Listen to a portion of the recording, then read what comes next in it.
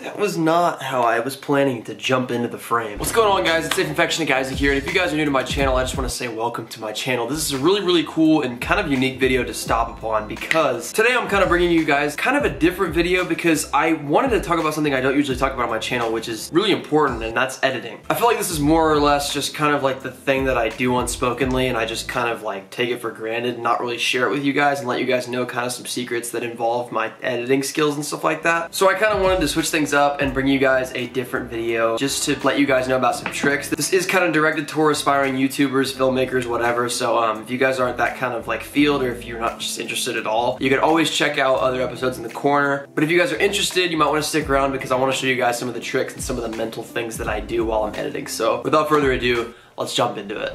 So guys, jumping into my screen here, right now I'm editing episode 11 of season 7. If you guys want to see the final product, you can just click the link in the corner and it'll bring you right to it. But right now what we're looking at is a clip that I wanted to use as the first example. So this clip is just us right after we did this, in kind of like the transition aspect of things, right? But after the part where we're like scooting around that empty area kind of. So what happens is I add like the little noise effects and then I do the transition itself and then it goes right into things. And this clip is color graded, but I'm gonna Control Z the crap out of my keyboard real fast to go all the way back and show you guys the process of getting this clip to where it's at. So right here we have kind of the raw footage per se of just like the footage with no color grading, nothing really too special. And it's just us kind of talking about everything. So, and I can't even play audio because the screen thing will not record the audio of the clip, so obviously I'm just showing you guys kind of the visual aspects of my editing. Obviously audio is a completely different era of editing, which is like in and of itself just a whole different spectrum to work with, but I do try to toy around with audio as much as I can. But anyway, so we're here, we've got this clip, and we basically got it cut up at this point. In fact, this clip is the only clip that I'm not going to be actually using, so I'm going to go ahead and delete that. And even that one as well is kind of dead. I was just listening to it and it was kind of like pointless. So like I said, I want to keep my vlogs structured well, so I don't want to put in any clips that are useless to the actual flow, whether it be entertaining or we say something that's significant to the whole like flow of the vlog, if you know what I mean. There's really a lot that goes into vlogging that some of you guys might not understand. It's crazy. It's honestly like mind-blowing. But anyways, we got this whole thing done, and this is actually just the cut up footage file. So what I do after this is I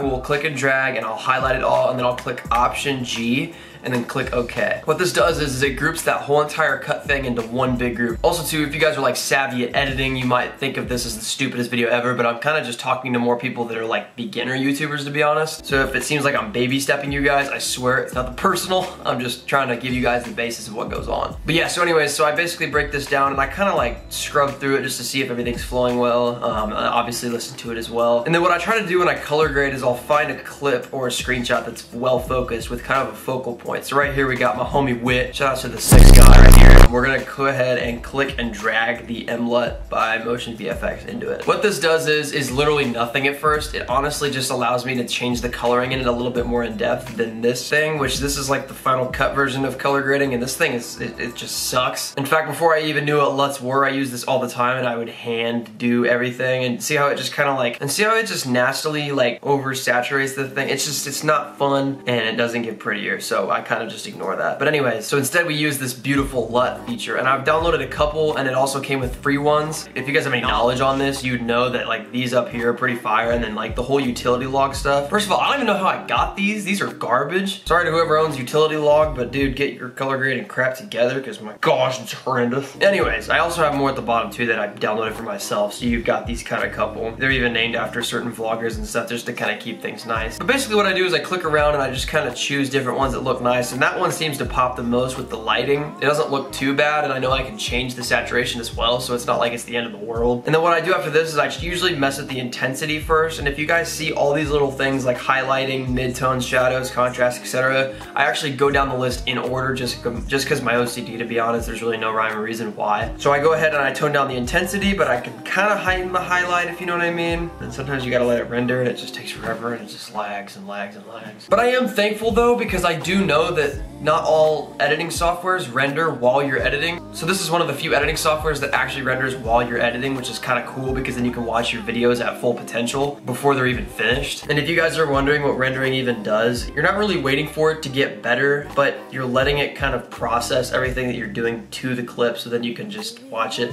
with the full frames per second that it's at. Because what happens is other like softwares and stuff, they'll just not render it until you're finished. So when you're editing, you have to watch it back at like horrible frame rate and all that crap. Anyway, so I go ahead and I change the intensity. And then I mess with the highlighting a little bit, maybe the mid-tones, just kind of play around with it. I can kind of feel it. I don't know if you guys are the same way if you guys edit, but I can like feel it in my head that it's right or wrong on whether I'm color grading it like nicely or not. And then hue I usually don't mess with because hue can look really weird. I mean, I can make Wit look like the freaking Hulk and yeah, we're good to go. But you know, I'm gonna chill back here with the 360. Saturation I never mess with because I hate when people oversaturate their photos. If you guys are one of those Instagram people that just takes a nice pretty photo of the sky and then just heightens the saturation up to like infinity, just please, listen, please just change your process and change your editing abilities because it's horrendous. It hurts my soul. Do it for the love of all the photographers and videographers out there, man. Just please do not oversaturate photos, man. Please, man, I'm begging you guys. But yeah, so once that's done, I usually watch it back, which obviously I'm not going to because I already have edited this whole portion of this vlog. And then yeah, that's just one of the clips. And that's kind of the crazy thing too, guys, is like people think that YouTube is so easy, but when you really get down to it, there's a lot that goes into it. I'm not trying to whine or say that it's like, oh, it's such a chore to make videos, because I literally enjoy this stuff, but I know in some of your guys' minds, you don't have that same passion. You have like maybe a passion in a whole entire different field. So in your mind, you're like, well, it's cool to watch YouTube videos, but I'd never get into it. But it can't be that hard to be a YouTuber, right? I mean, I'm just kind of gonna be the guy to say, yeah, it kind of is. This stuff gets pretty nasty. In fact, if I zoom out, that's just one of the many compound clips. And also too, guys, I wanted to make another video. I'm not gonna do it this time, but I was gonna kind of make a video about me editing cinematics because my cinematics tend to come out either really good or just kind of trash in my mind. So let me know if you guys want me to make a part 2 to this video that you're watching now